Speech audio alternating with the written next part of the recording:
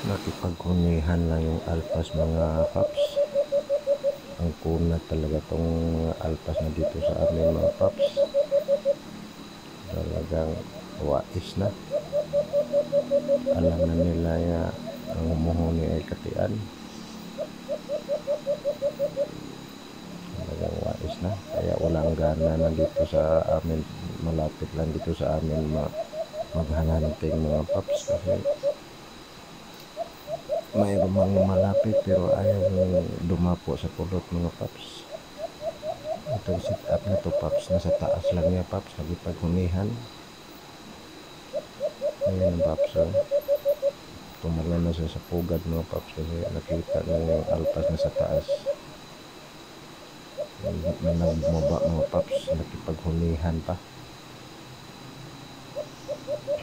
Kaya nabibitid yung oras ko nito mga paps. Mahigit isang oras tong ano na to paps, wala pa akong huli kasi wala pa akong nahuli kasi nakipaghunihan lang yung alpas dyan sa taas, ayaw bumaba. Kaya lumipat na ako ng ibang area mga paps.